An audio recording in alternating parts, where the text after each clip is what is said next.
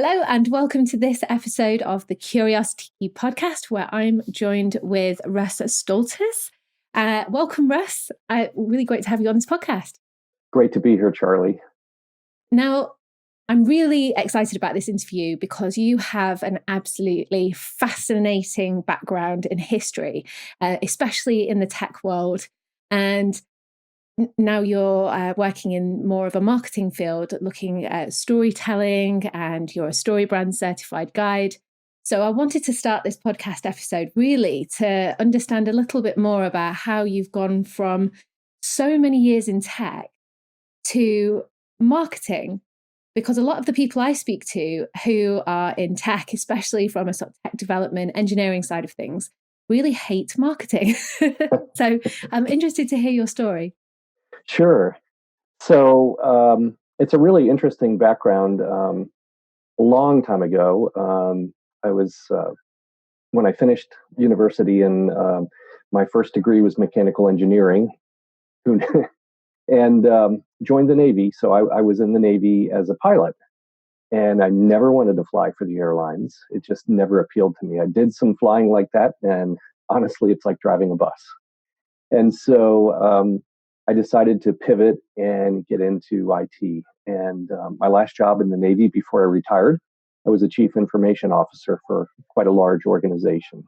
And so that's how I really started off in IT. And gosh, that was over 25 years ago. And over the years, I've been on both sides of the fence. I've been as a buyer. So in that job, in that role, I was a buyer. So I was meeting with people and buying technology solutions. And then when I left the Navy, I got involved in the private sector and I was selling. I was creating solutions and selling. I was the president of a software company from 2000 to 2002. And here I'm trying to sell solutions and market solutions. Didn't have the benefit of all the experience I have now, but and then later in my career, I joined BP in Houston, Texas, and I was there for almost 9 years. And here again, I'm in the seat as a buyer, where people in tech companies, IT and technology companies are coming to meet with me and trying to sell to me and market to me. And so through that experience, I've struggled, like a lot of your listeners have, with being able to market effectively and communicate with buyers.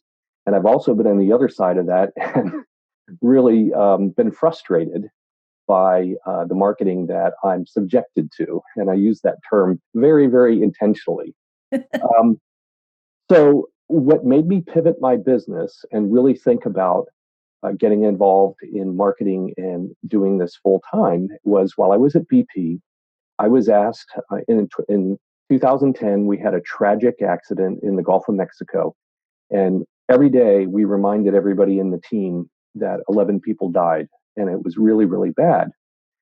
And several months after that incident in April of 2010, I was asked by the company to stand up a data management program for all the data that we were collecting and continued to collect for several years. And it was one of the biggest data management challenges anybody's ever faced in the world. And I needed help.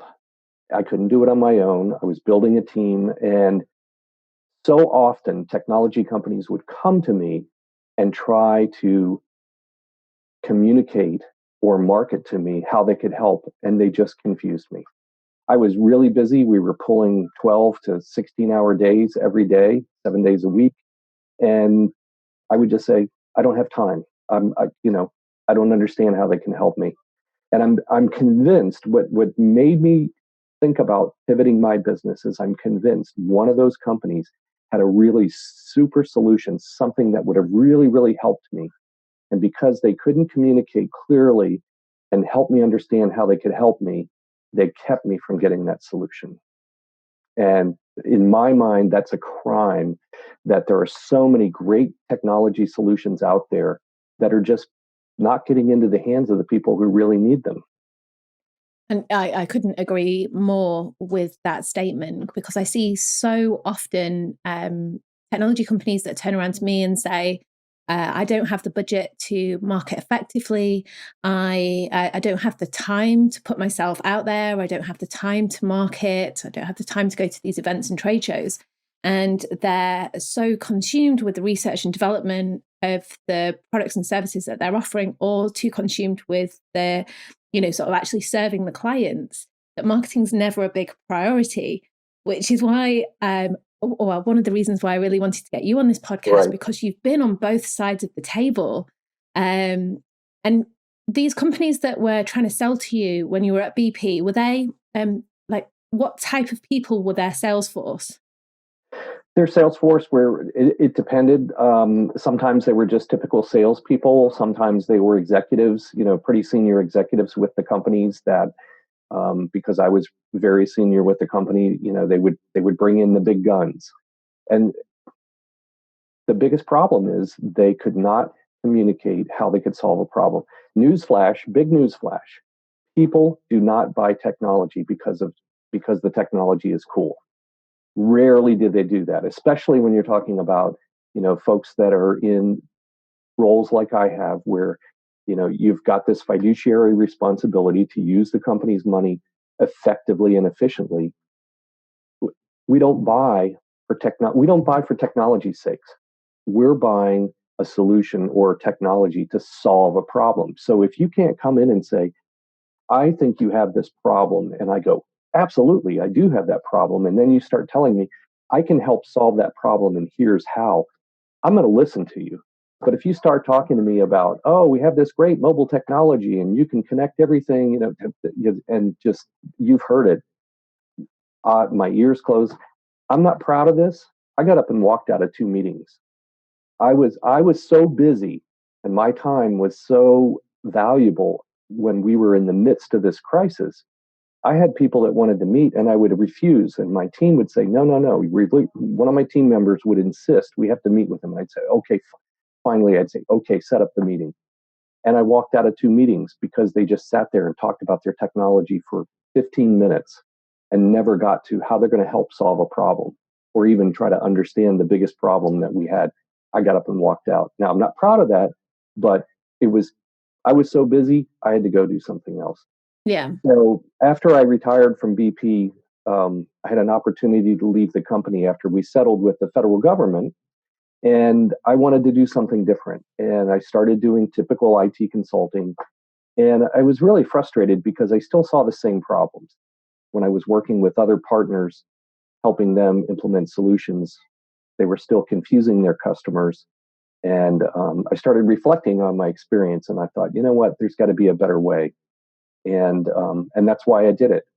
And one of the tools, you mentioned it, one of the tools that I use that really helped me make that decision to take the leap and focus on the marketing side of things was StoryBrand, and using story as a way to connect with the buyer. And it works. And it's so effective as well. I sort of mentioned this in the intro for this podcast, which is how I met Russ in the first place, because I've done the StoryBrand online course myself, because I was very much interested in how I can apply that to my business, how it can help me with my own consulting and my own training. And even if you've never heard of StoryBrand before, check out the book by Donald Miller, Building a Story Brand. Read the book. I read it again, maybe read it again. It's one of those books that becomes a great reference book, as opposed to just a one and done. I mean, it's something that even in my role doing this every day, I've reread it probably 5 or 6 times. Yeah. And so they've got the framework, which is they've got the book. And then if you want to learn more, you can join the online course. And if you want to take the trip out to, is it in Nashville, there you Tennessee. go. You want to take the trip out there, you can do the in-person course. Or in Russ's case, you can become a certified guide, which is how I met Russ and why I wanted to bring him onto this podcast, because I feel like a lot of technology companies shy away from the benefits of storytelling, because I think there's a big perception that it's a bit too fluffy, it's a bit too la-di-da, and it dumbs down the product. So I'm quite keen to get your understanding of this, because have you heard this when talking to clients before? especially clients that want to lead with very kind of feature-driven marketing, very, with the technical data sheets, Right. with, talking about the technology.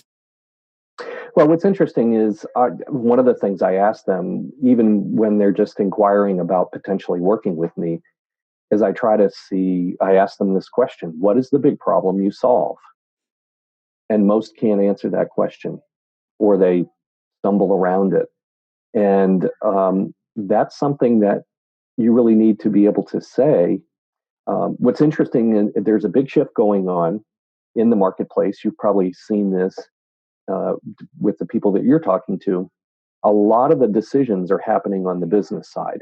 And so the IT buyers, so I was IT. I was I was a director at BP and earlier in my career, CIO. And so I was out there looking for solutions. That's all shifting. A lot of times it's coming through the business. So you're having somebody in finance or, in operations who is actually the decision maker. And even if somebody from the IT group brings in a solution, if that company, that solution provider, that product maker that has that technology solution can't describe it in a way that that business person understands the big problem it solves and what their life is going to look like after they use that product or service, I don't care how great the CIO is, a lot of times they're the ones holding the money and they're going to say, no, we're not going to do that. Go find somebody else. And so that's one of the questions I ask right away to see if they've even thought about that. What's the big problem you solve? And sometimes they do. But one of the biggest challenges that I see, and this is true of, I go to conferences. I'll go to industry IT conferences and I walk around and I'm an insider. So I understand this stuff. And as I'm walking around and I look at people's booths, their exhibit booths, I have no idea what they do. And then when I go ask them and they start talking about features have nothing to do with solving a problem. Mm-hmm. I get confused and I go, okay, thank you very much, and walk away. And I walk away confused. And, being clever or talking about, all the features, bells and whistles, speeds, and, we in the IT world, we hear people talking about speeds and feeds and things like that. That doesn't solve a problem. No, I mean, I was in the laser scanning world for 6 years, where everybody was talking about, the number of points per second the scanner can scan, or the range and the distance. And, the range and the distance were important, but sometimes you needed to understand a little bit more about the situation and the client, what the client wanted. And especially in that world, trade shows, really, really big bugbear of mine, because exactly what you just said there. You go to a trade show as a buyer, or you go to a trade show as a visitor instead of as an exhibitor, and yeah, it's just confusing marketing messages, or it's very feature driven, or worse still, there was one I went to a few months ago, and all of the companies that were there are there every single year, and the messaging is exactly the same. Right. They don't differentiate themselves from one another. They're all essentially marketing the fact that they're selling the same things. And my experience of that is that they're marketing to a predominantly introverted marketplace. And unless you actually go and speak to somebody and find out what it is that they're actually doing, exactly what you said, what problems they are solving and for who, you have no idea. Well, what's interesting, you bring up a really good point. Um, as a buyer, I used to go to conferences because it's a very, very efficient way for me to get the lay of the land, talk to a lot of different solutions providers, and kind of understand what's out there in a very short period of time. So if I go to a 2-day conference, even though I'm taking 2 days and sometimes traveling, and I'm wearing my buyer hat now, that can be much more efficient than a half a dozen meetings in my office. And a lot of times they'll have somebody from the product group or whatever, depending on the company. But if I'm walking around and it's totally confusing, you're you're preventing me from stopping by to talk to you. And you might have that, like I said, that silver bullet solution for me. And so it's really, really frustrating. The other thing is these guys and gals are spending gads of money sometimes it's 10, 20, $30,000 or pounds with marketing dollars, travel, plus the booth space, plus the booth, setting it up, shipping, and all of these things. And, in marketing, if you're clever, you lose. I'll repeat that. In marketing, if you're clever, you lose. Everybody tries to be clever. Don't do it. Just say it plain. I walked by, I was at a conference last year. I went by a booth and it said, "Power to your workday." I don't know what that means. Am I going to stop? No. Another booth I walked by was a consulting company and it said, "Connected thinking." That's all it said. Now, why would I stop and talk to those people? Connected thinking. That doesn't mean anything.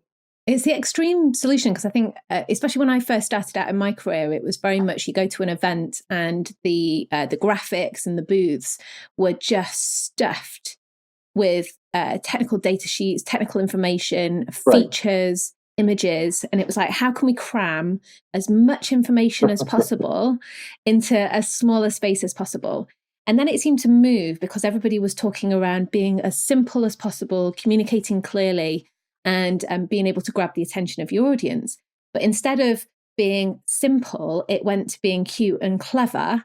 And then it went to, all right, we're going to hope that our market gets our sense of humor. And we're going to hope that people passing by get what we mean, which is never the case. And it's so important to be as simple as possible and to really communicate, for me as well, it's who you're targeting as well as the problems that you solve. Because especially in the industries that I've worked in, looking at mining, surveying, very much geospatial and shipping, is that these products kind of solve very similar problems, but for different sections of the industry or different sections of the market. And as a marketer and as a salesperson, I used to kind of have to field lots of inquiries because I wasn't clear as to who I was aiming these solutions at. And especially when you're targeting multiple market verticals, which a lot of technology companies do, it's that messaging just gets lost and confused. Well, the other thing to consider that's important is your solution, the product you have or whatever, is not going to solve everybody's problem. So by being crystal clear about the big problem you solve, you're eliminating the people that don't have that problem. Mm-hmm. And a lot of people think that's bad. That's actually good. You don't want to waste time talking to people or waste their time, right? They might know somebody that has that problem, which would be great, but they have to understand it. So for instance, one of my clients, they're a workflow software company. So they automate business processes using software. And their website used to say, their tagline next to their logo was "Built for Business." Don't know what that means. Yeah. So we came up with a heading for their website that says, E5 workflow helps clients manage high volume workloads.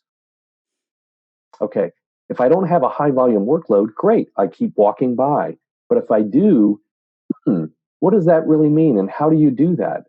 And now you could have some other messaging there on the booth or on the website there, and there is, to kind of answer the question of, okay, the big problem you solve. And that's important. When somebody lands on a website, you have about between 3 to 5 seconds to capture their attention. We live in such a distracted world today. Everybody's looking at their phone. You've got text messages, you've got social notifications, all these things, emails popping in. So if you happen to see something like maybe a little ad about your podcast, Charlie, and I click on it and I go there to your website. I happen to go to your website. If I don't know the big problem you solve, what my life looks like after I use your product or service, and then how do I buy it? If I don't know that within the first 3 to 5 seconds, a little voice in my head says, I'll look at it later, right? Because I'm confused and I don't want to spend the time to do it now. Look at it later never happened. And that used to happen to me. My guys would come up with, somebody would contact them when I was at BP and they'd say, hey, we ought to talk to this company. send me the info. They'd send me the link. I'd look at it, and my little voice in my head would say, I'm really busy. I'll look at this later. And later never happened. Yeah. So yeah, it's got to be really super simple. Another client of mine is a consulting firm that helps education institutions like universities and colleges and healthcare implement payment solutions. So if you think about a university, they have to receive payments all over, all the different buildings, at the cafeteria, the bookstore, tuition payments online, in person, receiving money for all of the education costs. And their headline on their website. So when you went to their website, above the fold, it said, "The future of payments is here." I don't know. I don't know what that means. We changed it to your payments, secure, efficient, cost effective. It's much, much simpler. Well, and a lot of people, especially, I was guilty of this until I saw the light, until I learned better. Like I said, I think we talked earlier, I would have loved to know what I know now and what I've learned through Story Brand and with some of the client work that I've done back when I was running that software company. I would have loved to have known that, but yeah, it's just that simple. And we tend to be clever. The other big problem that most of us in tech have is something called the curse of knowledge. Oh, yes, you beat me to my next question. The curse of knowledge. Oh my days. I ran a training workshop the other day, and talk about the acronyms that were floating around. One of them had 3 different meanings, even within the same industry. Wow. So I was like, well, this should never appear in your marketing then. No, that's funny. Well, and with the curse of knowledge, one of the easiest ways to think of this is we don't remember what it was like to be naive. So when we first got into the industry, or if we're creating a new product, brand new, let's say it's brand new software, think about where we were before we even started. We forgot what it was like to be there. And now we've got this great software. We've been working on it for a year. We understand it. We know the ins and outs. We know all the details. We know how to configure it and everything like that. And we forgot what it was like to be naive. And now we're trying to talk to people about buying it, using it to solve a problem. And they're where we were a year ago. And we forget about that. Mm-hmm. And I really see this more often with tech, it seems to be, because we have our own language. We tend to have and we talk in code, not only computer code, but we do talk in code with acronyms and things like this. And we use terms like Agile and Scrum. And a customer doesn't care how you make your software. They really don't. No. So the curse of knowledge was actually coined. The term was coined by a guy named Lee Lefevre, and in his book, The Art of Explanation. And I highly recommend that book to anybody in technology. I don't even think I've come across that book before, so I'm going to add that one to the list. It's called The Art of Explanation, Making Your Ideas, Products, and Services Easier to Understand. And Lee talks about the curse of knowledge. So I've got this software product. I got my team. We're all talking to each other at a level 10, right, in complexity. And we dumb it down. And this goes back to your comment about, the booth, and it's got all these features and everything. So we create that, and that's at a level 8, right? So we've dumbed it down and we've added more information to make it at a level 8. Mm-hmm. And now our buyers are buying at a level 3. They can't understand that. So when they look at it, their eyes glass over. One of my friends says it's like when you start talking technology, the business people, the garage doors come down. Their eyes yeah. And they're not listening. So what we have to do is we have to learn how to become naive again. And then when we create things, messages, or our one-liner, our one-liner, or also known as an elevator pitch that says, here's the big problem we solve, here's the solution we have, and this is the result our customers get. We have to test that.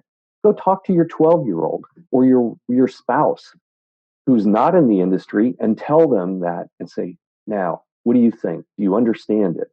And if they say no, go back and do some more editing.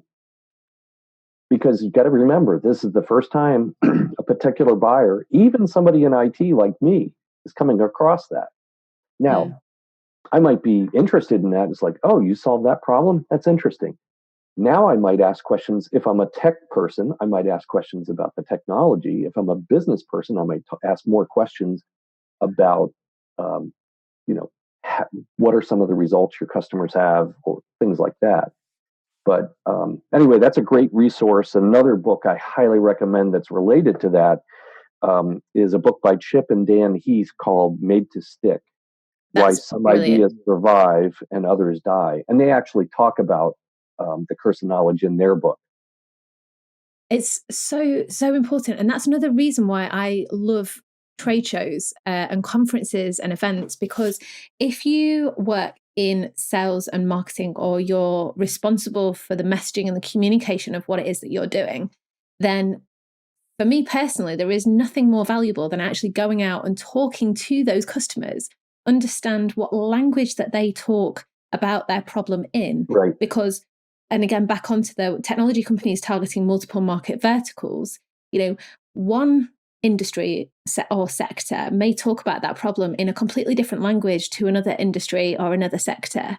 And if the more you can understand the language in which your customers speak, and the way that they communicate their problems, their goals, their values, and the challenges that they face, the better you can communicate that as well.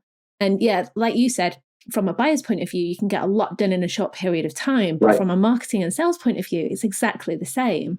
But it just means that you've got to kind of plan out your trade show activity a little bit in advance to make sure that you are actually achieving all of your objectives. That's probably another story for another day, which is I see so many companies go to trade shows and they're like, yeah, we intended on doing that, but we were just too busy.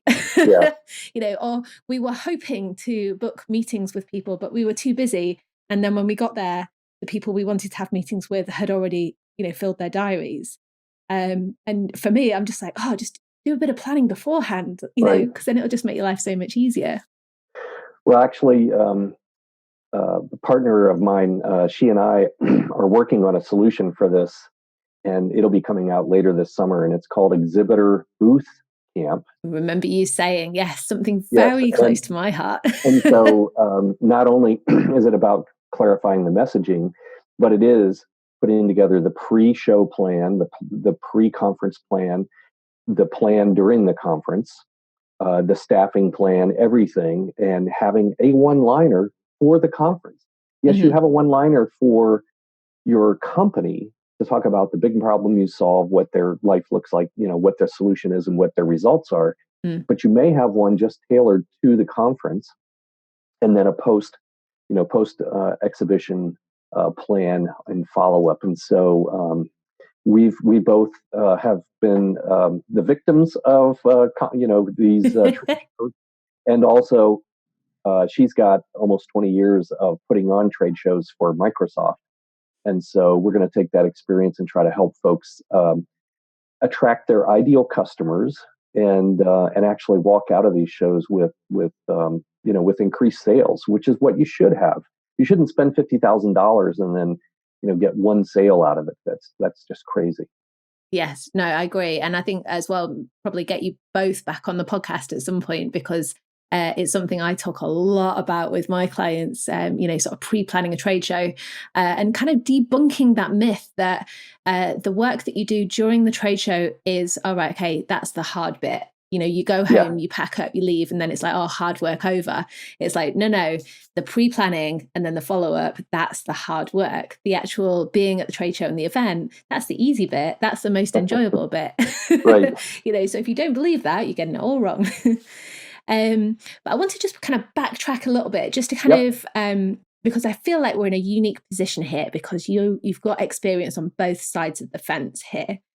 So what advice would you give to our listeners that are selling technology And what advice would you give them on how they can effectively start conversations with buyers by actually, from nothing? So essentially, not necessarily cold calling or cold emailing, but how, in your experience, in your opinion, what is the best way for them to get your attention as a buyer?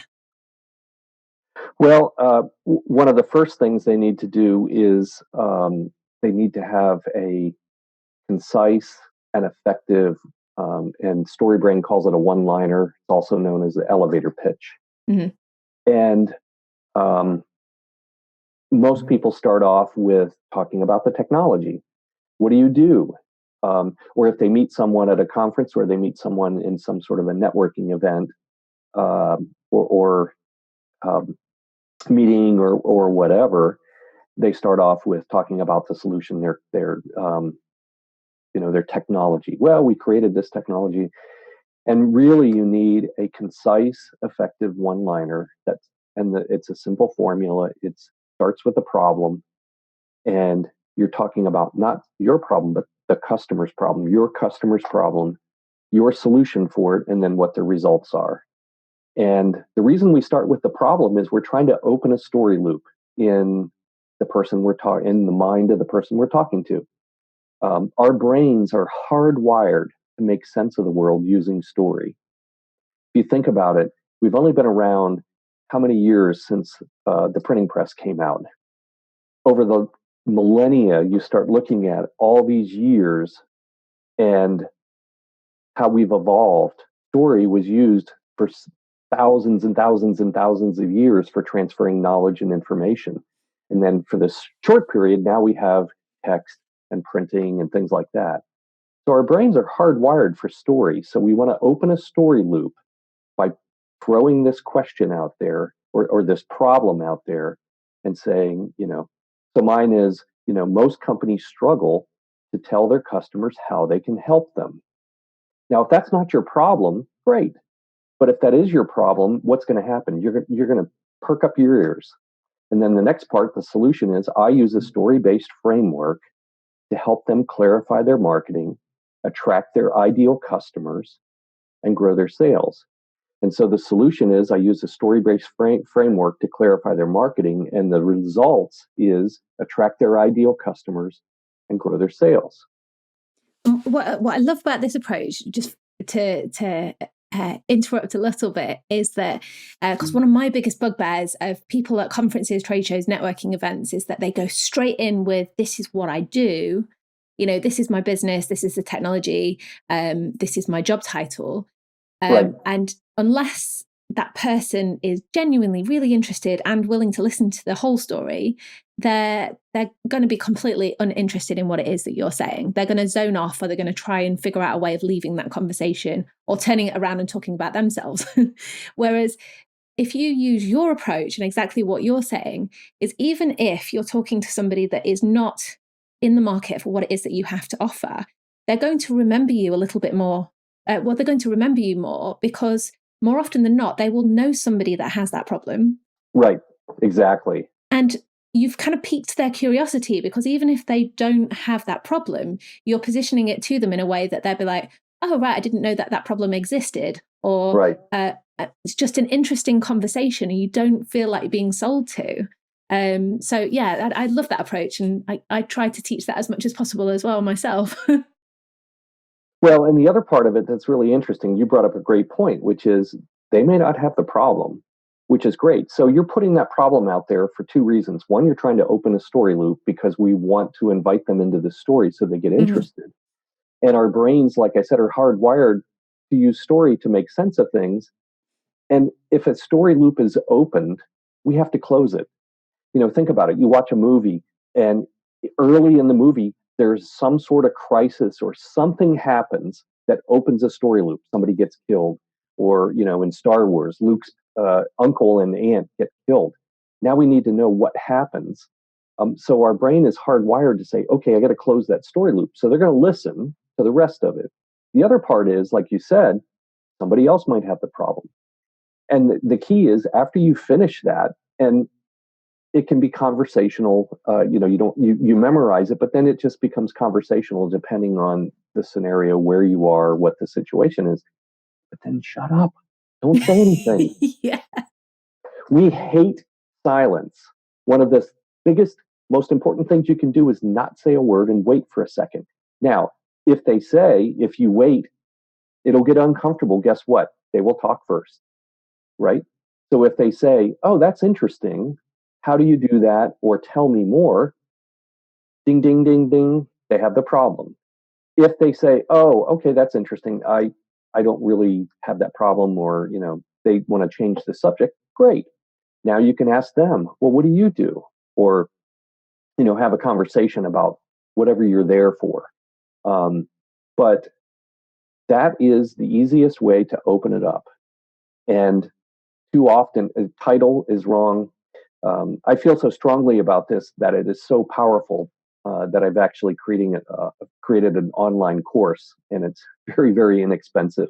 It takes you through why it's so important and how to create one, and then shows you. I actually do it live on the screen and show you how to create it, and then what to do after you've created it. And I've thrown in some other resources with that to help you become confident in using it. But that becomes so important. And you can create a one liner for just about any scenario. So, for instance, you could have a different one liner just for your particular product. You have one for the company. So maybe you're solving, like you said, you sell to different industries, but in general, you're solving a common problem. So that's the common company one liner. And then you might have a one liner for this industry, one for this industry, because you're highlighting a specific problem they have and the result they get if they use your product. Mm-hmm. And people it's great if they accept it and they want to know more, but it's also great if they reject it because, all right, you're not going to waste time talking to somebody and you're not going to waste their time if it's not their problem. Yeah. And we've talked a lot about story from a marketing point of view. So if you're marketing to your customers, you're trying to expand your business, get more customers. But also a lot of businesses, especially in the technology sector, want to attract investment as well. Right. So it's not just about attracting new clients, it's that you also want to grow your business, you want to attract investment. And you've got experience of using storytelling to position the investor as the hero in your story to be able to win more interest and then win more investment as well. So can you tell us a little bit more about that? Sure. So I have some experience with that. Back when I was the president of a software company, we had a software product that managed electronic records. And this was back in when the company had been around for a while, but I was the president from 2000 to 2002. We were doing a round of private investment or um, closed investment, and the dot-com bubble burst in the middle of it. But after 4 months, I was still able to close the $7.3 million private placement investment. So I have a little bit of experience meeting with VCs and pitching to angel investors, and even went to an angel investment conference. And that was pretty nerve-wracking because each of us got 15 minutes in front of about 30 investors in an audience, and you just walked up, and they started the clock 15 minutes. But one of the things that's really interesting about the book you mentioned, and I highly recommend it as anybody in a business today should have, Building a Story Brand. It is a great resource. One of the big paradigm shifts in building a story brand that Donald Miller talks about is too often we position ourselves as the hero as opposed to the guide. And our customer is the hero. We're the guide. We're coming alongside our customer and helping them win the day. And too often we talk about ourselves, we're positioning ourselves as the hero, and our customer doesn't want to hear that. They wake up and, Don talks about them waking up every morning the hero in their own story. So what's interesting is when you're talking to investors, angel investors or VC groups or whoever, you have to tell two stories.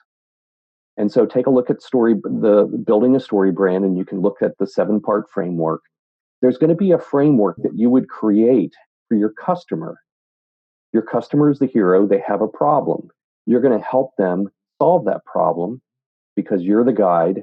You've solved this problem. You know how to do it. You're going to present them with a plan, and then they're going to get a result.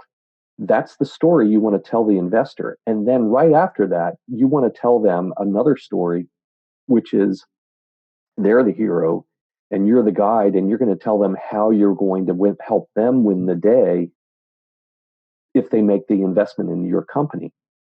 So the reason you have to tell both stories, very important. They have to see that you have a viable solution for your customer, your character that you're serving, and what success is going to look like for them. They're also going to want to understand some other things about the company. How are you going to scale, those kinds of things? Do you have the infrastructure? And those are the things that you're going to include in your 7-part brand script or your framework about the investor, right? And so it's really, really important, because the plan that you present for the customer, so we recommend a three-step plan. So mine is schedule a call, we come up with a customized plan, and then you grow your business. That 3-step plan for the customer might be buy the software, download and install, and whatever. But that 3-step plan for that investor is going to be a different plan, and the success for them is going to be different. And so using that same model, but telling 2 different stories, one that is the customer journey from where they are to where they want to get to using your product or service. And then there again, how you're going to help that investor win the day when they put their money down as an investment and then come out on the other side as a winner, as a partner, and then also, making money on their investment. Yeah, and that's such brilliant advice to have a different message for the different person that you're targeting. I think kind of like why I talk a lot about really understanding who it is you're targeting, because then you can get really sort of deep into what their emotional motivations and drivers for wanting to solve that problem, right, or wanting to get behind something. And, a lot of people that I've interviewed on this podcast in the past, and people that I'm speaking to at the moment, is that, they're either building a business, trying to solve a problem to start a movement or make some significant change in this world. And especially if you're attracting investment for a product that contributes to significant change, you want to tap into the emotional drivers, especially for investors. Because right, if you can tell them, if you can position them as being that hero that helps you start a movement, or that hero that helps contribute to that movement, your story is going to be so much more powerful, and you're going to really reach the right people in the right way. Well, and one of the key parts of that 7-part framework is the guide, right? So your company, you're pitching to this investor, you're the guide, you're helping that investor avoid failure. And part of that is talking about how they avoid failure. Now, they might be really excited about the movement you're trying to create, the change you're trying to create in the world. But if you don't talk to how you're going to help them avoid failure, then they're going to be reluctant to go ahead and make that investment, no matter how connected they are to the emotion that your customers may experience by that product or service. So that's why you need to have both of those. The story that resonates with your customer that you're delivering your product or solution to, and then that story that resonates with the investor, because we need to make sure that they see what success is like, how you're going to help them avoid failure, and what your plan is to get them to success. And then, like you said, they might be really, really interested in this particular movement, but if that failure is not addressed, and I've seen this too often, and I've some of my friends are in the VC market, and they'll say, all they did was talk about their product. We just didn't feel comfortable that, our investment was being protected. And that's part of that story, which is how do you help them win the day? Be curious about that. I keep, that's kind of why I created this podcast, and I talk a lot about curious thinking. Be curious about the people you're talking to, but also then understand what you need to say to maintain that curiosity as well. Because, you can be curious about something, But like you said before, you might park it in the back of your mind and think, all right, I'm going to get to that at a later date, Yeah. where, you're piquing the wrong type of curiosity. You want to be able to pique the curiosity that says, no, you need to prioritize your time and learn more about this right now. Well, and that's a good point. I like the fact that you brought up the curiosity aspect of it. That's the other thing. Ask them questions. You know, the folks that you decided not to invest with, what was some of the biggest reasons why?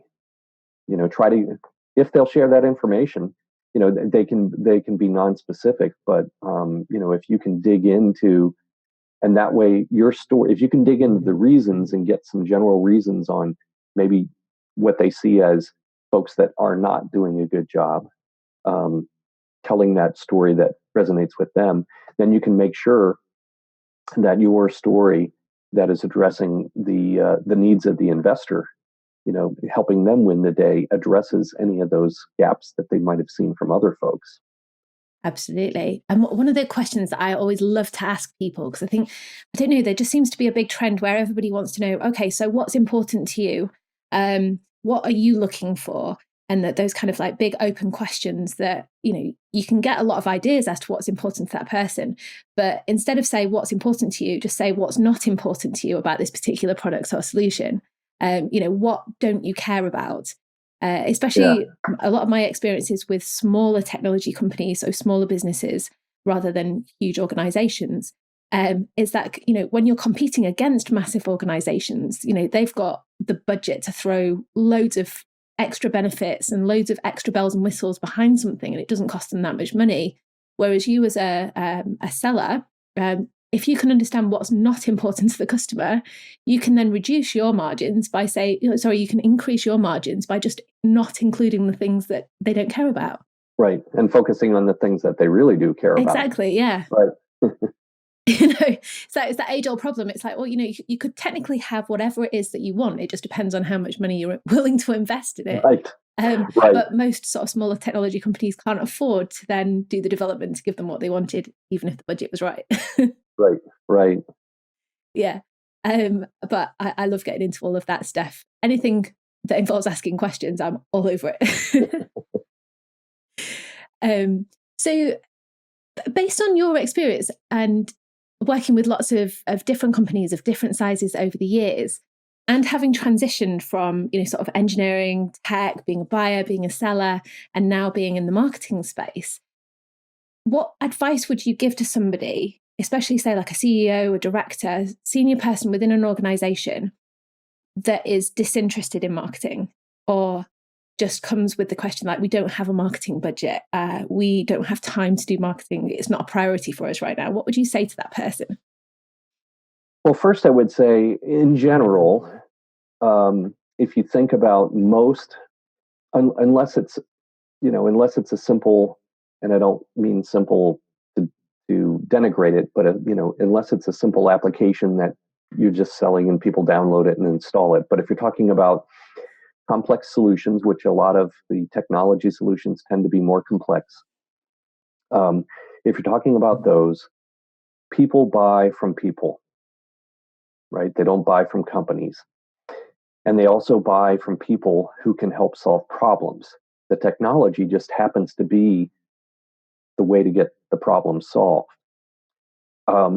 So, with those ground rules, if people are buying from people, marketing is so important, vitally important, because a friend of mine coined this phrase, and I love it. It's a friend of mine named Mike Kim. Marketing isn't about closing the sale, it's about opening a relationship. So if you think about it, unless you're selling something that's, $100, $200, but you're talking about larger sales, bigger solutions, people are going to buy from people who they know, like, and trust. And the only way they're going to know, like, and trust you is if you've begun to build a relationship and shown how you could be known, liked, and trusted. And that's what marketing can do. You're telling that story, but that story is not your story. You're telling your customer's story. You're telling the story of how they go from where they are today and how you're going to help them transform and become what they want to become in the future. So, for instance, in the case of the consulting company that I worked with that was helping with payment solutions, here we had a director of finance, a frustrated business leader, and they want to become, this savvy, successful business leader who is saving the organization money. So how do we help them do that? And part of that is telling the story and helping them go on this journey to get to the point where they're now ready to take action. And marketing is not just a brochure, it's not just a logo. People buy based on the words they read. And so if you're putting out confusing words that turn their brain off and confuse them, they're not going to buy. And so you don't have to spend a lot of money. Um, a lot of times I work with clients, we redo their homepage, but we're really not changing a whole lot other than changing the content. We're making the words communicate the story that is their customer story Mm. and making it understandable. And just following on from that, because I realise that we're close to time here, and we need to wrap it up soon. Otherwise, we can talk for hours about this subject. One thing that I hear all the time, especially for smaller companies, which is, our product will sell itself. It's so good. Our product will sell itself. It's just a case that we need to get it in front of the right people. Have you heard this before? Yeah, I've heard that before. I thought you were saying no. I was like, oh, well, you've never heard that before? No, I've heard that before, but no, that's not true. Yeah, exactly. It's not true. And you do still need to communicate clearly, because I think it's just so sad that you see inferior solutions win just because they do have a bigger marketing budget. But it's not just about the budget, it's about their messaging and their communication. It just means it's better than yours. Well, and the other thing is, for a lot of your listeners who are in various size companies, we shouldn't compare ourselves to others like Microsoft or Apple or whatever. They've moved on from traditional marketing to branding. And a lot of people say, "Oh, I've got to do branding." No, you don't. Unless you're a $100 million, $200 million company, you don't need to do branding. You need to be marketing. Marketing is opening that relationship, communicating, building that know, like, and trust. And so we shouldn't compare ourselves to these companies like Apple. Apple's in a different league. They've been around for years. They've created this brand. And so people have associated this character or this personality with the brand. And so they don't have to market about the quality of the products or the innovation or things like that. That already exists with the brand. But people forget that they've been doing that for quite some time. So rarely do I see a product, I've ever seen a product that just sells itself. You still need to understand, okay, what problem is it solving for me? Especially if you want people to pay you money for that particular product Yes, as well. absolutely. Yeah. Although just looking Absolutely. at Apple, before we go down a complete rabbit hole here, like Apple are very good with their simplistic messaging, and it's all around that kind of emotional buy-in. And I think that was always one of the things that I did admire about Steve Jobs, was his ability not to sort of sell the products that he was selling on their technical merit, but on their emotional merit, as to Right. sort of why somebody would want that particular product and what it's going to do to change their life or people's perception of them. Well, what's interesting is one of the things that Don talks about and Donald Miller talks about in building a story brand is this notion of the aspirational identity. So regardless of whether we're talking about us in a personal context or in a business context, we all have this aspirational identity. We're trying to become better, become something. And so what Apple has done is really tapped into this emotional connection. If you remember, years ago, one of the campaigns it never showed any technology, and it just said "Think different." Okay, so this was, and some of the other ads that you've seen recently are really presenting the idea that you can be more creative, you can do things that are creative. There's been some great, you can look them up on YouTube, some great commercials done with iPad There's one where I forget the name of it, but where Robin Williams actually is narrating the YouTube. Just search Apple ad Robin Williams on YouTube, and you'll find it. And it's a very emotional commercial, but um, they're playing to that aspirational identity to be creative, to be different, to think different. Mm-hmm. And so you can weave that into the marketing, because you think about it, even if you're in a business context, that CIO or that director of operations or that, even that CEO, they have an aspirational identity. And if you can have your product or service help them on that journey to achieve that aspirational identity, they're going to resonate with it. Absolutely. Well, I think we've established that we can talk about this for hours, but I think that's a great place to end this particular podcast interview. So what is the, do you have any kind of like parting words of wisdom or anything that you want to share before we wrap this up? I would just, my most strongest recommendation is keep it simple. Clarity is your best friend. In marketing, if you're clever, you will lose. And make sure that you come up with your one-liner that is the problem you solve, the solution for your customer's problem, the solution you've created, and what the result they get. And if you have that concise and tested out, and if you're running an organization, you need to get everybody to understand that. Think about it. What if everybody in the company, even the receptionist, said, "Oh, what do you do?" And instead of saying, I'm a receptionist," said, "Oh, I work at so and so," and then said the one liner, that person they just met might at the grocery store might say, "Oh, wow, that's interesting." Now they could actually sell something for you, or at least connect that person with somebody. So those would be the things that I'd focus on. Great parting words of wisdom, especially about the receptionist side of things, because again, like banging on about the smaller businesses, it's like if you run or you're part of a small business, it doesn't matter who you are in the company, you are responsible for sales, because if the company is not making sales, then you're going to be out of a job. So it is worth being brought into the problems that the company is solving and being part of the whole journey. Brilliant. So thank you so much. And if anybody wants to get in touch with you following this podcast, what is the best way for them to do that? They can go to my website, which is clarifiedmarketing.com. Brilliant. And I will share, I've got various links to share in the show notes for this particular episode as well. So lots of ways that you can communicate and keep in touch with Russ via social media. Also go to his website. I really hope that you've enjoyed this podcast interview. Again, Russ, thank you so much for being part of this. That's been great. Great questions. And I loved the conversation. And like you said, I think we could just keep going for hours, but I know it's late where you are. Yes. Well, yes. Brilliant. Well, hopefully we'll speak to you soon then. All right. Thanks so much. Bye. Bye-bye.